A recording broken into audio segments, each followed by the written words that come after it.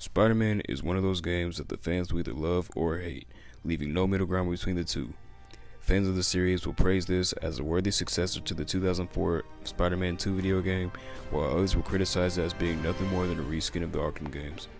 After playing The Amazing Spider-Man 2 for nearly 6 hours and completing the campaign, I figured it was time I gave this game a review and share my thoughts on it.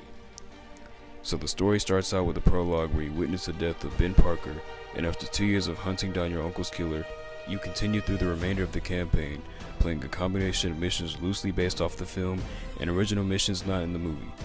Along the way, you encounter some of Spider-Man's most notorious foes, such as the Shocker, Black Cat, Kraven, Kingpin, Green Goblin, Electro, and Carnage. Also throughout the story, you play a substantial amount as Peter Parker when you're in areas that will be more convenient to roam as a Daily Bugle photographer rather than his wall-crawling alter ego.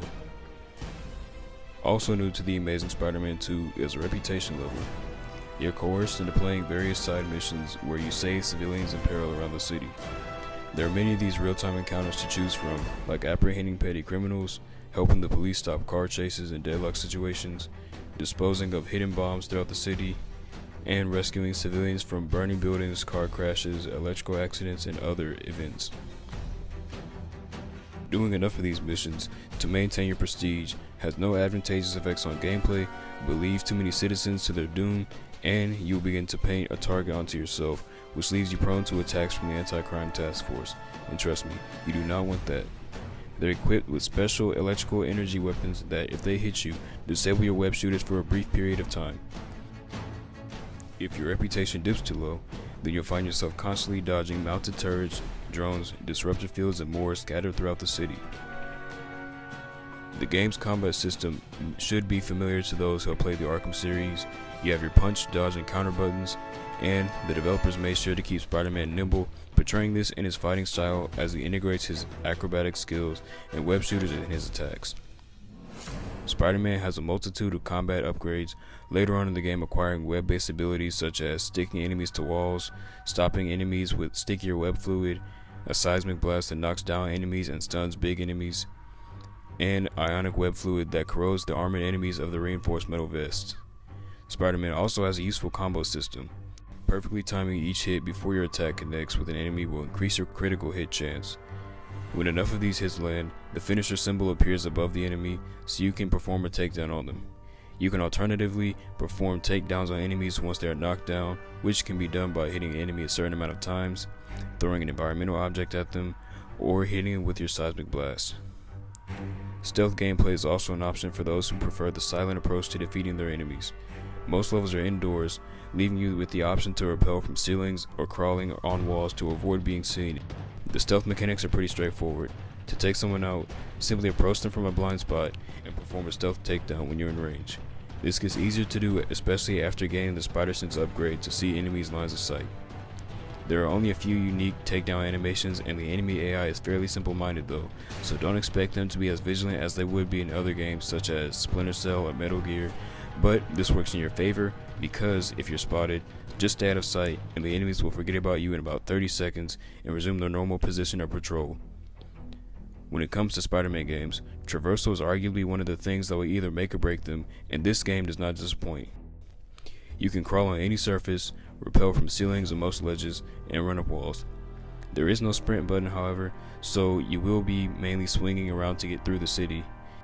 It does, however, make free running a little awkward when you swing to the top of a building, but because you can't sprint, you're forced to walk or jump off the ledge, so you lose any momentum you built up. Swinging is where the game really shines though. Your web's attached to nearby structures and it uses pendulum physics, so you're tethered to that point by your web until it disconnects. So in this regard, it's already a step up from the previous installment to the series, since your web seemed to attach to the clouds in The Amazing Spider-Man 1. There is a bit of a learning curve to the swinging, but after a while, you'll get the hang of it. You can feel the weight of your character while you swing because your body is jerked toward the structure you attach to, and later, you can even purchase Spider-Man's iconic web slingshot, which shoots you extremely far at breakneck speeds. Also returning from previous Spider-Man games is Web Rush, which allows you to web zip or parkour to the destination indicated by the on-screen cursor. Utilizing different web swinging mechanics together is key to proper swinging and can make for some cinematic scenes. To make swinging even more dynamic, certain areas of the city will contain lower buildings, while others are packed with skyscrapers, giving you almost limitless spots to swing from. The character models are adequate, but leave much to be desired. Considering that this is a movie-based game, you would at least expect the main character to resemble his real-life counterpart. The individual Spider-Man outfits compensate for the lackluster character models, and each suit is engraved with fine details, and Spider-Man's muscular frame is visible through his suit. Each suit also comes with its own special abilities and perks, and can only be swapped out by catching the subway to get to your house. There are a number of collectibles to get as well.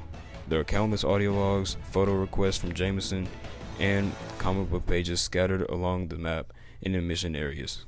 To help you find these, you can use your spider sense, which is comparable to Batman's detective vision from the Arkham games. Though these do not have any real effect on the story, some of the audio logs are interesting to listen to. After you collect enough comic book pages, you can read the full comic, which is available at Stan Lee's comic shop, which also houses figures, concept art posters, and a combat challenge arcade game where you fight in an arena to survive against waves of enemies.